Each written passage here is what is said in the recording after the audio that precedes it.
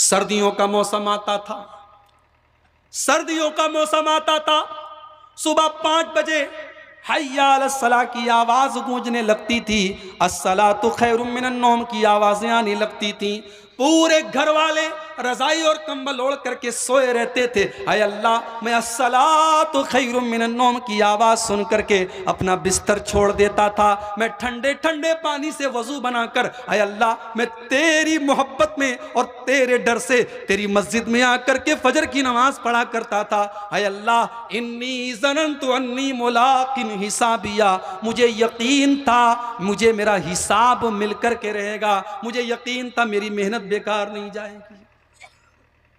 आय अल्लाह, जब मेरे भाई लोग रिश्वत खा रहे थे, मेरा सगा भाई जब सूद और ब्याज का धंधा कर रहा था, मेरे पड़ोसी लोग हराम के कारोबार कर रहे थे, आय अल्लाह, मैं हलाल खाता था, मेरे बच्चे कम खाते थे, मेरे घर में खाना एक टाइम बनता था और एक टाइम नहीं बनता था। मैंने परेशानी की जिंदगी गुजारी, लेकिन अल्लाह, मैंने अपने बच्चों के पेट में हराम का खाना जाने नहीं दिया, मैंने अपने घर में हराम की रोजी आने नहीं दी। आय अल्लाह, मुझे यकीन था मेरी मेहनत बेकार नहीं जाएगी। इन्नी ज़नन्तु अन्नी मुलाकिन हिसाबिया, मुझे यकीन था मेरा हिसाब मुझे मिलकर के रहेगा।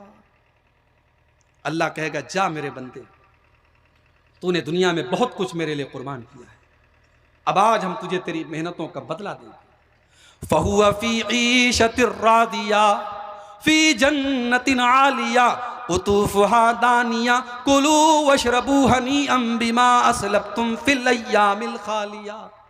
अल्लाह कहेगा, मेरे बंदे, तूने बहुत कुर्बानी दी अपने अल्लाह के लिए, जा आज हम तुझे जन्नत में डाल रहे हैं, जा तू ऐशो आराम की जिंदगी गुजार, जा, दुनिया में तेरे पास रहने को ढंग का मकान भी नहीं था, जा हमने जन्नत में तेरे लिए बहुत बड़ा महल तैयार करके रखा है, जा तू अपने महल में चला जा।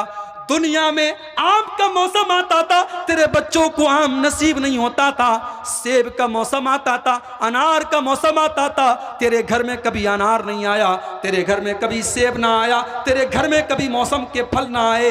मेरे बंदे, आज जन्नत में तमाम फल हैं, जो जिस फल की तुझे तमन्ना हो वो फल टूट करके तेरे पास आ जाएगा। तुझे आम तोड़ने की ज़रूरत नहीं है, तुझे सेब तोड़ने की ज़रूरत नहीं है, तुझे अनार तोड़ने की ज़रूरत नहीं है। कुतूफुहा दानिया, तुझे जो फल चाहिए वो फल तेरी गोद में आ जाएगा, तेरे पास आ जाएगा। जा मेरे बंदे, जा, कुलू वशरबू हनीअम बिमा असलफ्तुम फिल अय्यामिल खालिया। मेरे बंदो, तुमने हमें राजी किया था, तुमने हमें खुश किया था, तुमने अपने अल्लाह को राजी किया था, जाओ आज तुम्हारे मौज मस्ती के दिन है, तुम्हारे खाने पीने के दिन है। ये तो वो हो गए जो पास हो गए, और जो फेल हो जाएंगे उनका क्या होगा, जो नाकाम हो जाएंगे उनका क्या होगा। वअम्मा मन ऊतिया किताबहु बिशिमालिही फयक़ूलु या लैतनी लम ऊत किताबिया वलम अद्रि मा हिसाबिया। जिसका नाम है आमाल उसके बाएं हाथ में, उसके उल्टे हाथ में दिया जाएगा। जिसकी जिंदगी भर का कच्चा चिट्टा उसके बाएं हाथ में दिया जाएगा, वो कहेगा, या लैतनी लम ऊत किताबिया, ऐ काश मेरी किताब मुझे न दी गई होती, वलम अद्रि मा हिसाबिया, काश मुझे अपना हिसाबो किताब न पता चला होता, या लैतहा कानतिल काजिया, काश दुनिया में जो मौत आई थी उसी मौत पर मेरा काम तमाम हो गया होता। इंसान ये भी नहीं सोचता कि उसे मरना है और मरने के बाद फिर एक और जिंदगी शुरू हो जाएगी, मरने के बाद जिंदगी खत्म नहीं होती है, एक और जिंदगी शुरू हो जाती है। और कोई जानता है कि कब मरना है।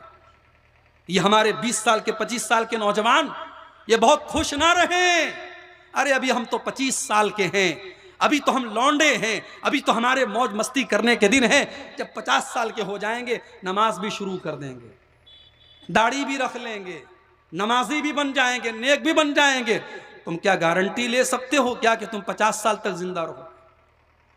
अभी हमारे उत्तर प्रदेश में मऊ के अंदर 4 नौजवान लड़के एक मरीज को लेकर के लखनऊ जा रहे थे। एक ही घर के 4 लड़के एक मरीज को, औरत को लेकर के लखनऊ जा रहे थे, और लखनऊ के लिए एक नया रास्ता बनवाया है हमारी गवर्नमेंट ने, उसको पूर्वांचल एक्सप्रेस बोलते हैं।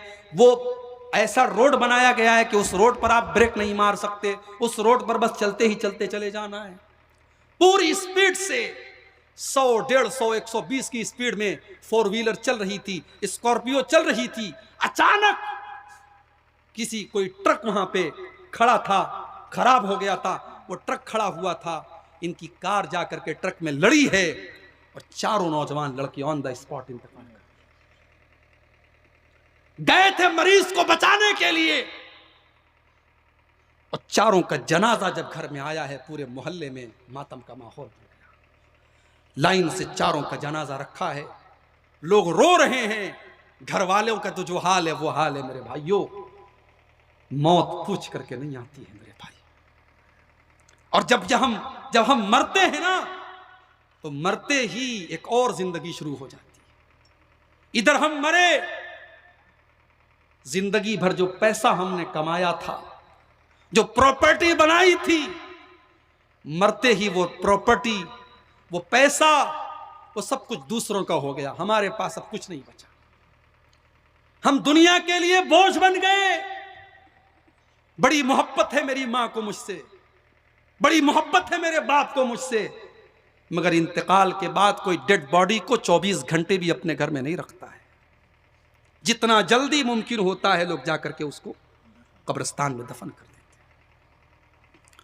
दुनिया में बेचारा जब नहाने जाता था, इसका शैम्पू अलग था, इसका फेस वॉश अलग था, इसके बदन में लगाने वाला साबुन अलग था।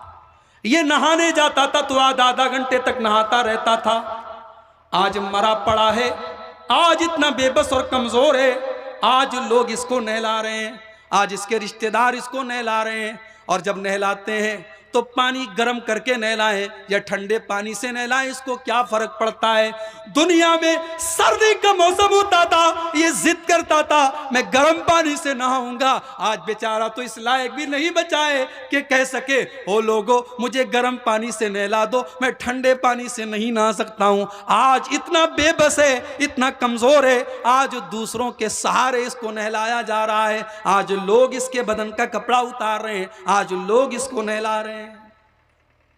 नहला दिया गया, उसके बाद कफनाया जा रहा है। हाय हाय, ब्रांडेड करने वालों, रेमंड और बड़ी बड़ी कंपनियों के कपड़े पहनने वालों, मुझे बताओ कि कफन का कौन सा ब्रांड होता है। अरे तुम करोड़पति भी हो तब भी तुमको सफेद कपड़े में कफनाया जाएगा, तुम बहुत पैसे वाले हो तब भी तुमको सूती कफन में ही कफनाया जाएगा। ये कफन हमारी औकात हमें बता देता है। एक मामूली से कफन के कपड़े में सबको कफनाया जा रहा है। कफना भी दिया गया, नहला भी दिया गया, माँ बेटी रो रही है, बाप बेटा रो रहा है, बेटे बच्चे रो रहे हैं, लेकिन कोई ये कहने को तैयार नहीं है कि मरने वाले को दफन न किया जाए, मरने वाले को रोक लिया जाए। नहीं नहीं, रो तो सब रहे हैं, मगर कोई उसको रखने के लिए तैयार नहीं है। जल्दी से उसको कफना दो, जल्दी से उसको दफना दो। जनाजा तैयार हो गया, चारपाई पे रख दिया गया। अब जनाजे की चारपाई को लोग उठा के लेके जा रहे हैं। कल तक जो गांव का सबसे अमीर आदमी था और फॉर्च्यूनर से चलता था, स्कॉर्पियो से चलता था, आज इतना कमजोर है, इतना बेबस है, दूसरों के कंधे पे बेचारा कब्रिस्तान की तरफ जा रहा है। कब्रिस्तान में पहुंचा, कब्र में उतारा गया। कब्र में उतारने के बाद मिट्टी डाली जा रही है, मिट्टी डाली जा रही है। अभी इसको कब्र में उतारा गया है और मिट्टी डाली जा रही है, तब से 2 फरिश्ते कब्र में इसके पास पहुंच जाते हैं। एक फरिश्ते का नाम मुनकर है, दूसरे फरिश्ते का नाम नकीर है। अल्लाह के नबी फरमाते हैं, जब तुम अपने मुर्दों को दफनाते हो और दफनाने के बाद जब तुम जाने लगते हो तो तुम्हारे जूतों की आवाज को भी वो सुनता है। पता ये चला कि कब्रिस्तान में जूता पहन करके भी जाया जा सकता है। इसको बहुत बड़ा मसला मत बनाइए, इसको बहुत बड़ा मसला मत बनाइए। मौलवी साहब, हमारे गांव में तो कभी कब्रिस्तान में कोई जूता चप्पल पहन के नहीं गया, जा सकते हैं, कोई हरज की बात नहीं है। लेकिन कोशिश करें कि कब्र के ऊपर से न चलें, आसपास से जो रास्ता हो उधर से जाएं। लेकिन जूता चप्पल पहन के जा सकते हैं, मना नहीं है, हदीस से सबूत मिल रहा है। और यहीं पर एक मसला यह भी समझ लीजिए, जनाजे की नमाज आप पढ़ रहे हैं, जूता पहने हुए हैं, चप्पल पहने हुए हैं, कोई हरज की बात नहीं है। जूता पहन करके, चप्पल पहन करके आप जनाजे की नमाज पढ़ सकते हैं। कुछ लोग ओवर होते हैं, बहुत ज्यादा चालाक होते हैं। वो क्या करते हैं, कहते हैं नहीं हम जूता पहन के नमाज नहीं पढ़ेंगे, जूता उतार करके उसी जूते पर खड़े होकर के नमाज पढ़ते हैं। ये कौन सी अक्लमंदी की बात है मेरे भाई? अगर जूता नापाक है और जूते में नमाज नहीं पढ़नी चाहिए, तो फिर जूते के ऊपर तुम पैर रख करके नमाज भी नहीं पढ़ सकते हो। तो सही बात यह है कि जूता और चप्पल पहन करके आप जनाजे की नमाज पढ़ सकते हैं, कोई हरज की बात नहीं। अब जनाजा आपने पढ़ लिया, कब्र में ले जा करके उतार दिया, मिट्टी भी डाल दी। अब आप जब जाने लगे, अल्लाह के नबी फरमाते हैं कि अब मुर्दा तुम्हारे जूते की आवाज को भी सुन रहा है। अब फरिश्ते उसके पास आते हैं और फरिश्ते उससे 3 सवाल करते हैं। 3 सवाल। पहला सवाल, मन रब्बू का, तेरा रब कौन है? दूसरा सवाल, मन नबियों का, तेरे नबी कौन है? और तीसरा सवाल, मां दीनों का, तेरा दीन क्या है? मेरे प्यारे भाइयों, कब्र में यही 3 सवाल किए जाएंगे और ये 3 सवाल स्कूल और कॉलेज में इसका जवाब नहीं मिलेगा। इसका जवाब आपको मदरसे में मिलेगा। मदरसे को लोग बड़ा हकीर समझते हैं। स्कूल कॉलेज का लड़का आया है, जिसकी पैंट पहने हुए, टी शर्ट पहने हुए है, दाढ़ी साफ करके आया है, लोग कहते हैं बड़ा स्मार्ट लड़का है, बड़ा हैंडसम लड़का है, देखो कितना मिस्टर लग रहा है, कितना हैंडसम लग रहा है, कितना जेंटलमैन लग रहा है। और मदरसे का बेचारा आया, कुर्ता पायजामा पहन के, दाढ़ी रखे हुए, लोग कहते रहे मुल्ला जी आ गए। मुल्ला जी को हकीर समझते हो? अल्लाह की कसम, कब्र में जो 3 सवाल किए जाएंगे वो आपके सीबीएसई और आईसीएसई के बोर्ड में उसका जवाब मौजूद नहीं है, वो इंटर और हाई स्कूल के कोर्स में उसका जवाब मौजूद नहीं है, लेकिन हाँ, उसका जवाब मदरसे में जो किताबें पढ़ाई जा रही हैं उन किताबों के अंदर उस 3 सवाल का जवाब मौजूद है। इन मौलवियों को हकीर मत समझो मेरे भाइयों, इन मदरसों को हकीर मत समझो। इन मदरसों के पीछे बहुत सारे लोग हाथ धो करके पहले ही पड़े हुए हैं। कम से कम हम और आप तो इन मदरसों की कद्र कीमत को समझें। ये मदरसे जहां से कुरान और सुन्नत को पढ़ाया जा रहा है, इनका मकाम क्या है, इनका दर्जा क्या है, इसको अगर आप जानना चाहते तो 1400 साल पहले चल करके एक मदरसा मैं आपको दिखाता हूं। 1400 साल पहले मेरे नबी की मस्जिद में भी एक मदरसा चल रहा था। एक सवाल यह भी आया है, मौलवी साहब जमीन खरीदी गई मस्जिद के लिए, अब मदरसा बनाना चाहते हैं, बना सकते हैं कि नहीं? बिल्कुल बना सकते हो, मस्जिद के अंदर आप मदरसा चलाओ। लेकिन हां, अगर जमीन मस्जिद के लिए ली गई है और आप मस्जिद नहीं बना रहे हैं, उसके अंदर सिर्फ मदरसा चलेगा, यह सही नहीं है, यह गलत है। मस्जिद है, मस्जिद के साथ मदरसा भी चल रहा है। मेरे नबी की मस्जिद में मदरसा चल रहा था, कोई हर्ज की बात नहीं है। लेकिन जो जमीन मस्जिद के नाम पर वक्फ की जाए, जो जमीन मस्जिद के मकसद से खरीदी जाए, उस जमीन पर मस्जिद ही बनेगी।